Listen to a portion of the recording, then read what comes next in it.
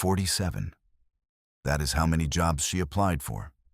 47 rejection emails. 47 times someone said, "No, not this time. Not you. Not good enough." 47 times. She had failed her English exam 3 times. She had no university degree, no connections, no money saved. Just a dream. And a voice inside her head that said, "People like you do not get those chances." Then one day, she found an old letter, a letter from someone who loved her. And in 6 months, everything changed. This is her story, and it might just change yours too. Hello, my friend. Welcome. Today we are going to learn English through a story, not grammar rules, not a textbook. A real story about a real struggle. By the end, you will have learned 5 powerful English words. Words you will actually use. Before we start, what time is it where you are right now? Drop a comment and tell me. And please like and subscribe. Now, stay with me. Because this story is not just about her. It might be about you too. This is Sarah. She is 24 years old. She lives alone in a tiny apartment, 1 room, 1 window. The fan is broken. She sleeps on a mattress on the floor. There is only 1 light bulb, and it flickers when the electricity is weak. Her clothes are old. Her shoes have holes in them. But Sarah suffered from something worse than being poor. She felt trapped. She felt stuck. And every morning she wondered, will this be my life forever? She answers phone calls at a small office. Same chair, same desk, same script, every single day. Her salary was very small, barely enough to survive. She was not living. She was just getting through each day. And the worst part? She was not lazy. She was not careless. She worked hard. She showed up. She did her job. But hard work alone was not changing anything. She was working hard in a life that was going nowhere. She had applied for 47 jobs in 2 years. 47 rejection emails. Some said her English was too weak. Some said she was not qualified. Most said nothing at all. Just silence.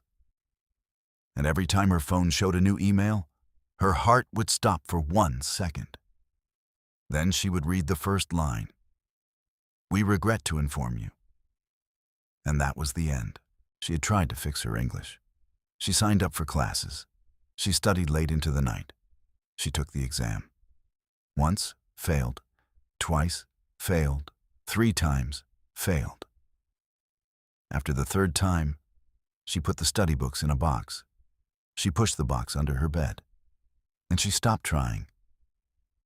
Not because she did not care, but because she could not bear to fail again. Every night she lay on her mattress and stared at the ceiling. The city was loud outside, but inside it was very quiet. And in that quiet, the same thoughts always came. Maybe I am just not smart enough. Maybe people like me do not get those chances. Maybe this is just my life. My friend, that is the most dangerous thought a person can have. Not failure, not rejection. The belief that nothing can change. Because once you believe that, you stop trying. And Sarah was very close to stopping. One Saturday morning, Sarah was cleaning her apartment. She was moving things under her bed, the dust, the forgotten objects. And there, in the back corner, she found an old wooden box, a box she did not remember putting there. Inside was a single envelope.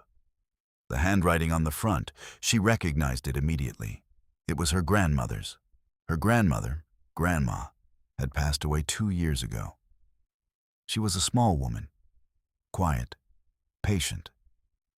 She never learned to read or write. For her whole life, she worked in the fields. Early mornings, long days. Tired evenings, year after year. She had very little. But she had always believed. deeply, completely, in Sarah. And somehow, before she left this world, she had found a way to leave one last message. Sarah sat down slowly on the floor, right there, in the middle of her apartment. She held the envelope in both hands. Her hands were shaking, just a little. She opened it slowly, like she was afraid of what she might feel. Like she knew. This letter was going to matter. The letter said, "My dear Sarah, I know you are struggling. I know you feel stuck. I want you to know I felt that way too. For most of my life. I worked in the fields because I was afraid to want more. I was afraid that wanting more would only bring more pain. So I waited. I waited for the right time. I waited to feel ready.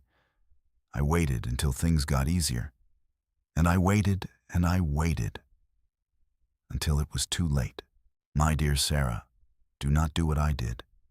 Do not wait for the right time. There is no right time. Do not wait until you are ready. You will never feel ready. The world does not wait for people who are not ready. It moves forward, with or without you. So start now. Start small, but start. I have watched you your whole life, and I believe in you, more than you believe in yourself. Your grandma." Sarah read the letter once, then again, then a third time, then a fourth, and then she cried. Not quietly. She cried the way you cry when something breaks open inside you. But here's the thing. She was not crying because she was sad. She was crying because she understood. She had been lying to herself. For 2 years, she had told herself, not smart enough, not lucky enough, not ready. But Grandma, who never had a single opportunity, who worked in the fields her entire life, Grandma had seen right through every single excuse. That night, Sarah did not go to sleep at her usual time. She sat at her small wooden desk. She opened her laptop. For a long time, she just sat there, staring at the screen. Then she typed, "Free English course online." She found one. Just 30 minutes a day. Simple lessons, clear explanations, completely free. That old voice started. "What is the point? You have tried before." But she thought of Grandma's words. Start now. Start small, but start. She pressed play. The first week was hard. Every sentence felt like a wall she could not climb. She mispronounced words and had to repeat them 10 times. She would learn a word in the morning and forget it by the evening. Her notebook was full of crossed-out mistakes. Some mornings, sitting at the desk, felt like lifting something heavy. But she did not stop. Every day, 30 minutes. Sometimes 40. Sometimes just 20, when she was exhausted. But every single day, she did not stop. Then came week 2. It was 11:30 at night. She had been sitting at her desk for over an hour. She had watched the same lesson. 4 times. 4 times. The same 10 minutes. Over and over. And she still did not understand. She closed the laptop, not angrily, slowly, with a long, heavy sigh. She put her face in both hands, and the voice came back, louder than before.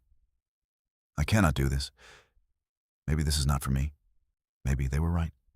Maybe I am just not smart enough." She sat in the dark for a long time. The apartment was quiet. The city outside was quiet. Everything was quiet. And she felt completely, utterly alone. Then, her eyes opened. She did not know how long she had been sitting there. But when she lifted her head from her hands, the first thing she saw was the letter, still on her desk, next to the closed laptop. She reached over slowly. She found the line, just one line. "You will never feel ready. Start now, start small, but start." She read it once, then again, and she sat very still. Then, she opened the laptop. That moment, right there, at 11:30 at night, tired, confused, full of doubt. She opened the laptop, anyway. My friend, I want you to understand something. That was the real turning point in Sarah's story. Not the letter. Not the job offer that came later. Not the day she understood a video without subtitles. This moment, when everything in her said stop, and she chose to continue. Because that choice, that one small choice, is where everything begins. Day 15. The words started to look more familiar. Day 20, she woke up before her alarm. Day 30, she finished a full lesson without pausing once. Day 45, she watched a video and understood most of it. No pausing. Day 50, she started talking to herself. In English. Alone in her apartment, washing dishes, walking to the window, talking out loud, making sentences, asking herself questions.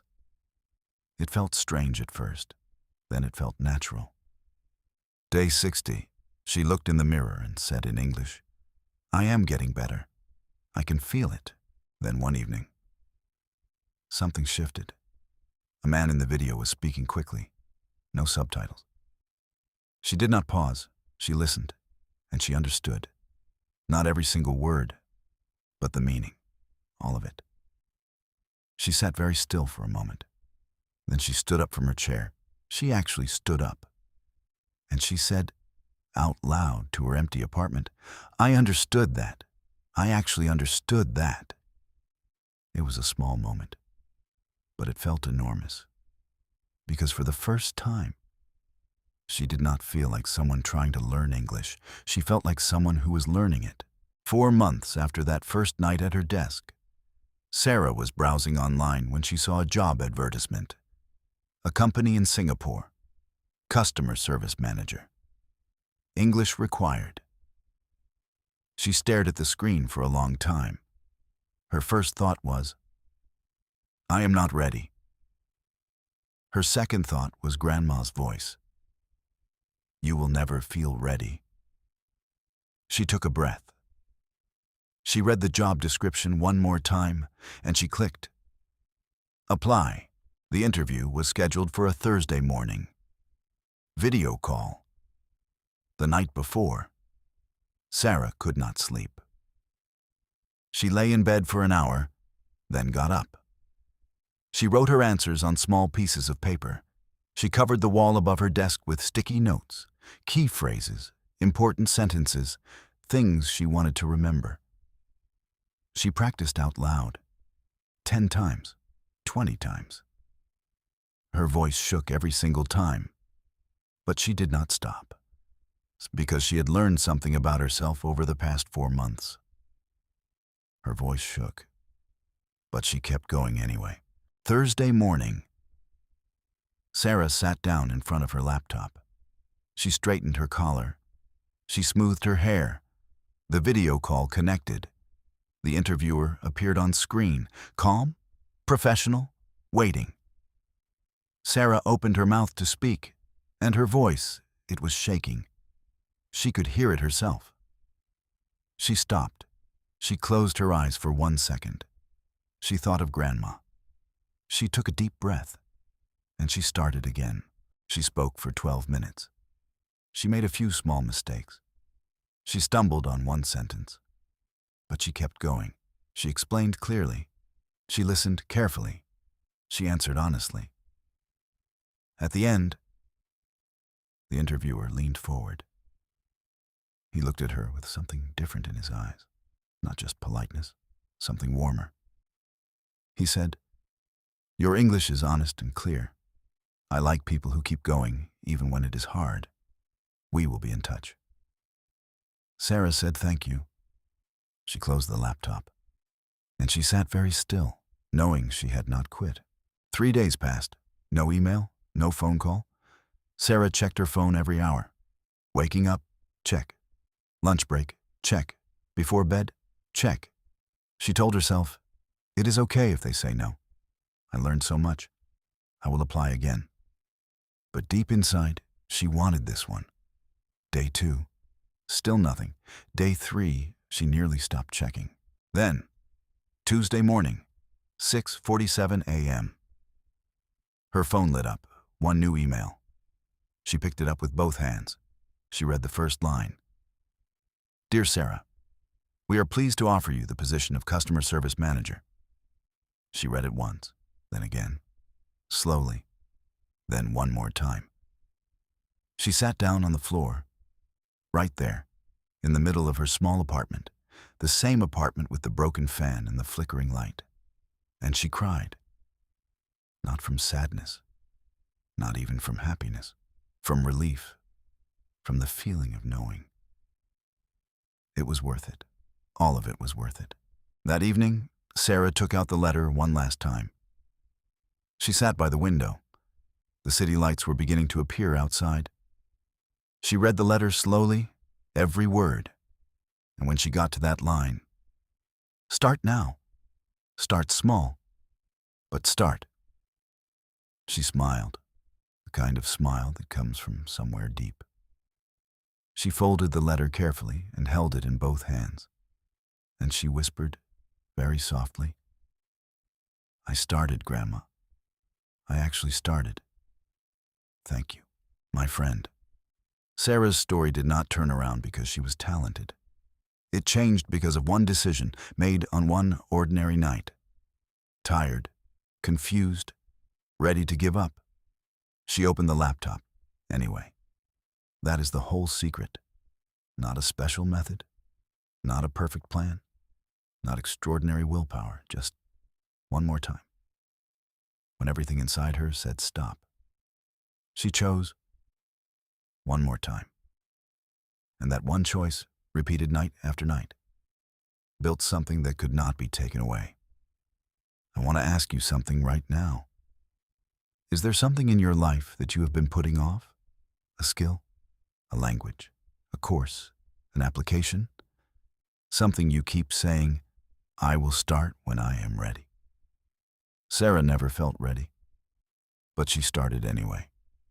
And that made all the difference. I want you to remember one thing from today's story. Just one. Write it down if you can. The moment you almost quit is the moment that matters most. Not the breakthrough, not the job offer, not the day things got easy. The moment at 11:30 at night, when Sarah's face was in her hands, and she chose to open the laptop one more time. That is where lives change, not in the big victories, in the small, quiet, unseen moments, when you choose to continue. Now, let us learn the key words from today's story. All 5 of these words came directly from Sarah's story. You already heard them. Now let us understand them deeply. Listen carefully. And after each word, please repeat it out loud.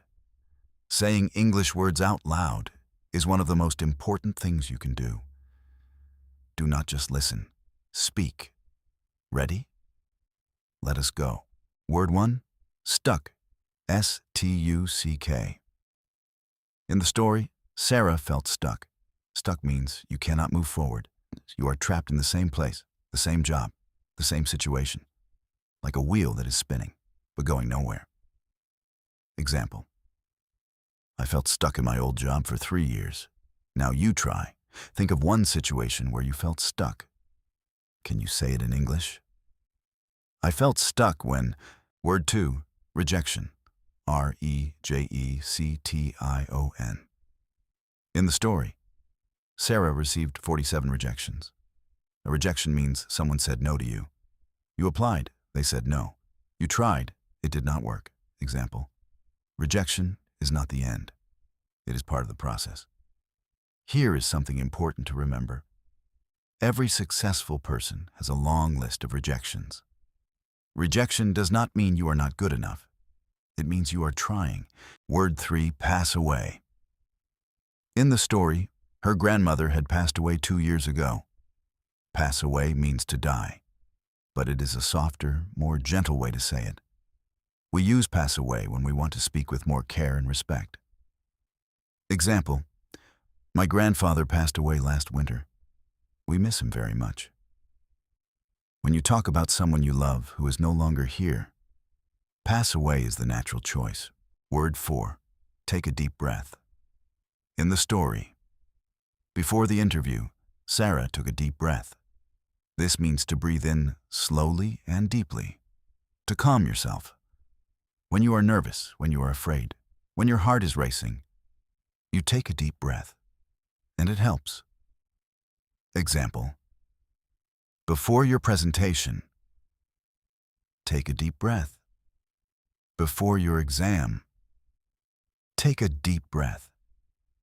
Try it right now, actually. Take a deep breath with me. Word 5. Anyway. This is the most important word in today's story. Listen carefully. In the story, Sarah was afraid. She practiced anyway. She was not ready. She applied anyway.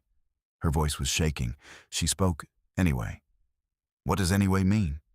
Anyway means, even though something is difficult, even though you are not sure, even though you are afraid, you do it. You do it anyway. Example: I was exhausted. I studied anyway. Example: I was scared. I pressed send anyway. Example: I did not feel ready. I started anyway. This word, anyway, is not just vocabulary. It is a way of living. Sarah's whole story can be told in one word: anyway. Now, your turn. I want you to say these sentences out loud. Not in your head. Out loud. Right now. I am afraid. I will do it anyway. Say it again. I am not ready. I will start anyway. One more time. It is hard. I will continue anyway. Louder this time. Like you mean it. Because you do mean it. You are here. You watched this whole story. You are already someone who shows up. Your future self is listening to you right now. What are they hearing? Now, I have a challenge for you. A simple one. But it matters. Write one sentence in English in the comments below. Just one sentence. Tell me, what is one thing you will do anyway? Even if you're scared. Even if you're not ready. Even if you have failed before. What will you do anyway? I read every single comment on this channel. Every one. I am here with you. We are doing this together. So write your sentence. Right now. Before you close this video. Thank you for learning with me today. You did something many people do not do. You sat with a story. You listened. You felt it. You learned 5 real English words. Stuck, rejection, pass away, take a deep breath anyway. And you are already better than you were 17 minutes ago. Remember Sarah. Remember Grandma. Remember that letter sitting on the desk at 11:30 at night. And remember this. The difference between where you are and where you want to be is not talent. It is not luck. It is not the right time. It is one decision. To open the laptop anyway. If this story helped you, please share it with one person who needs to hear it. And subscribe, because every week I bring you a new story, new words, and new reasons to keep going. I will see you next week. Take care, keep going, and remember, your story is still being written.